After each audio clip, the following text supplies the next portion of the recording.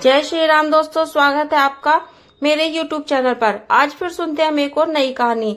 एक जीवन हो योजनाओं से भरा। जीवन के किसी भी क्षेत्र में बेहतर रणनीति आपके जीवन को सफल बना सकती है, और यदि कोई योजना या रणनीति नहीं है तो समझो जीवन एक अराजक भविष्य में चला जाएगा और सफल होने की कोई गारंटी नहीं है। भगवान श्री कृष्ण के पास पांडवों को बचाने का कोई मास्टर प्लान नहीं होता तो पांडवों की कोई ताकत नहीं थी कि कौरवों से जीत जाते।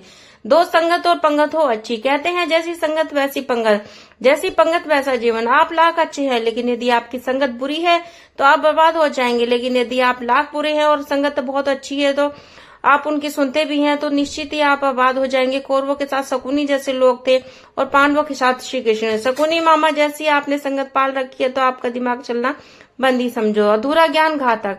कहते हैं अधूरा ज्ञान सबसे खतरनाक होता है। इस बात का उदाहरण है अभिमन्यु। अभिमन्यु बहुत ही वीर और बहादुर योद्धा थे, लेकिन उनकी मृत्यु जिस परिस्थिति में हुई उसके बारे में हम सभी जानते हैं।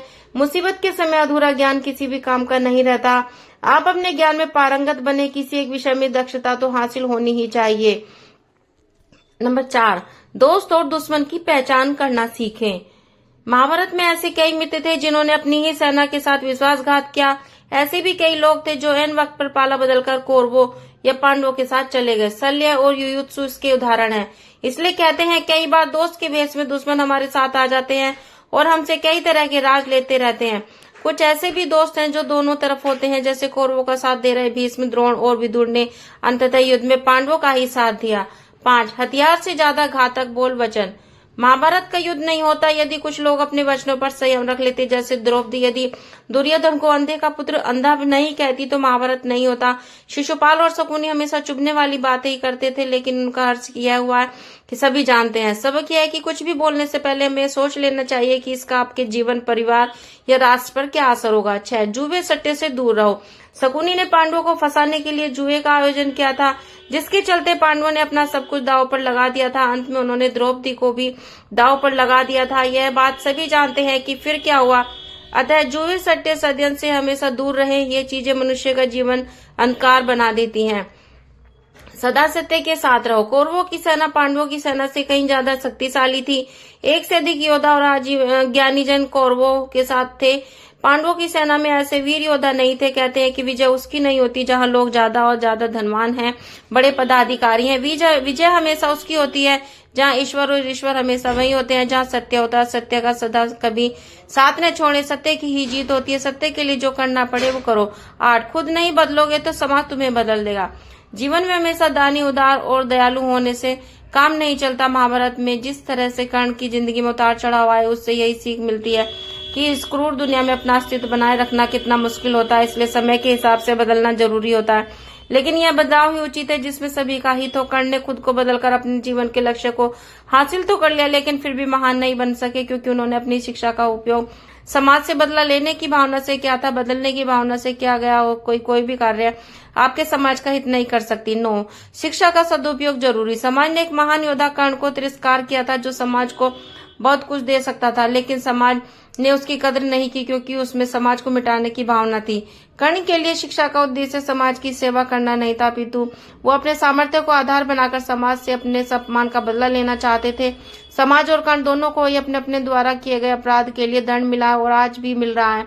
कर्ण यदि ये समझते कि समाज व्यक्तियों का एक जोड़ मात्र है जिसे हम लोगों ने ही बनाया है, तो संभवतः ये समाज को बदलने का प्रयास करते, न कि समाज के प्रति घृणा करते। 10, अच्छे दोस्तों की कद्र करो। ईमानदार और बिना शर्त समर्थन देने वाले दोस्त भी आपका जीवन बदल सकते हैं। पांडवों के पास भगवान श्री कृष्ण थे तो कौरवों के पास महान योद्धा कर्ण। इन दोनों ने दोनों पक्षों को बिना शर्त पूरा सहयोग और दिया। यदि कर्ण को छल से नहीं मारा जाता तो कौरवों की जीत तय थी। पांडवों ने हमेशा कर्ण की बात को ध्यान से न सुना और उसके पर अमल किया। दुर्योधन ने कर्ण को सिर्फ एक योद्धा समझकर उसकी पांडवों की सेना के लिए कर्ण को घतोच कर मारने के लिए दबाव नहीं डालता तो इंद्र द्वारा दिया गया मोहस्त्र कर्ण के पास था, उसने अर्जुन को मारा जाता। 11, भावुकता कमजोरी है। धृतराष्ट्र अपने पुत्रों को लेकर जरूरत से ज्यादा भावुक और आसक्त थे। यही कारण रहा कि उनका एक भी पुत्र उनके वंश में नहीं रहा। पुत्र मोह में भी अंधे थे। इसी तरह महाभारत में हम ऐसे ही कुछ पात्र मिलते हैं जो अपनी भावुकता के कारण मूर्ख सिद्ध होते हैं। जरूरत से ज्यादा भावुकता कई बार इंसान को कमजोर बना देती है और वो सही गलत का फर्क नहीं पहचान पाते। कुछ ऐसा हुआ महाभारत में धृतराष्ट्र के साथ, जो अपने पुत्र मोह में आकर सही गलत का फर्क भूल गए। 12, शिक्षा और योग्यता के लिए जुनूनी बनो। व्यक्ति के जीवन में उसके द्वारा हासिल शिक्षा और उसकी कार्य योग्यता ही काम आती है। दोनों के प्रति एकलव्य जैसा जुनून होना चाहिए, तभी वे हासिल होती है। अगर आप अपने काम के प्रति जुनूनी हैं तो कोई भी बाधा आपका रास्ता नहीं रोक सकती। 13 कर्मवान बनो। इस इंसान की जिंदगी जन्म और मौत के बीच कड़ी भर है।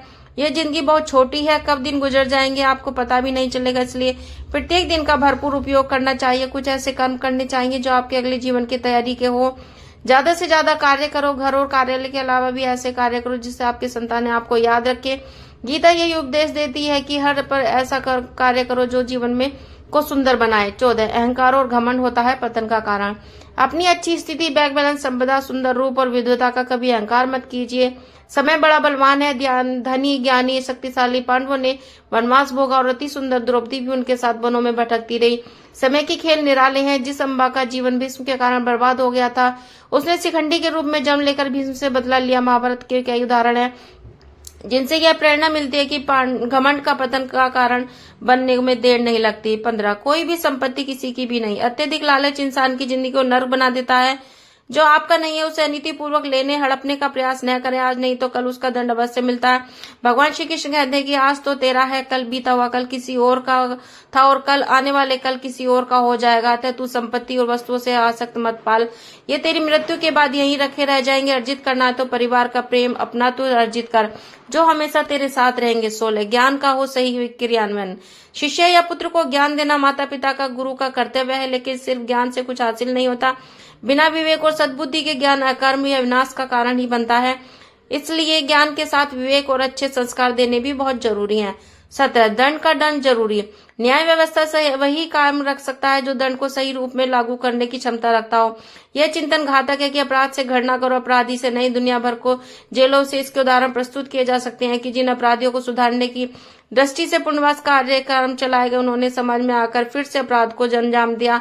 अपराधी को हर हाल में दंड मिलना ही चाहिए। यदि उसे दंड नहीं मिला तो समाज में और भी अपराधी पैदा हो जाएंगे और इस तरह संपूर्ण समाज अपराधियों का समाज बन जाएगा।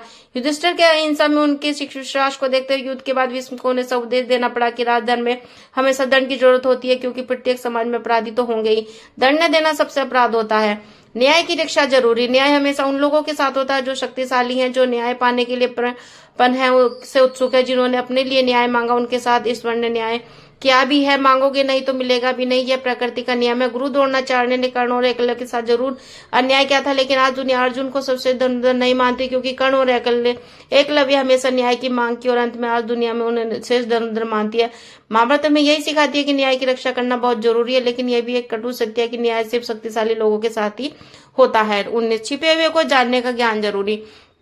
यह जगत या व्यक्ति जैसा है वैसा कभी दिखाई नहीं देता, अर्थात लोग जैसे ये दिखते हैं वैसे होते नहीं, चाहे वे कोई भी हो। महाभारत का हर पात्र ऐसा ही है, रहस्यमय। छिपे हुए को जानना व्यक्ति का लक्ष्य होना चाहिए, क्योंकि ज्ञान ही व्यक्ति को बचाता है।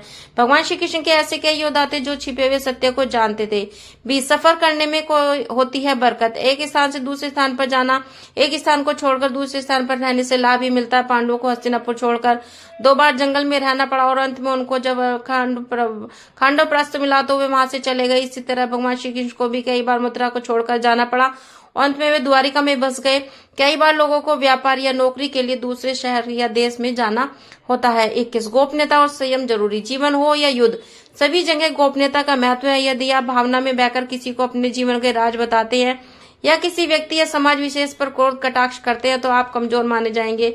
महाभारत में ऐसे कई मौके आए जबकि न्यायकों ने अपने राज ऐसे व्यक्ति के समक्ष खोल दिए जो राज जानने आया था, जिसके चलते ऐसे लोगों को मुंह की खानी पड़ी। दुर्योधन, भीष्म, बर्बरीक ऐसे उदाहरण है जिन्होंने अपनी कमजोरी और शक्ति का राज खोल दिया था। 22 चिंता, भय और अशांति है मृत्यु का द्वार।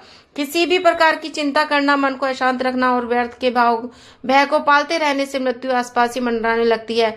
मौत तो सभी को आनी है, फिर चिंता किस बात की? कोई पहले मरेगा और कोई बाद में। चिंता का मुख्य कारण मोह है।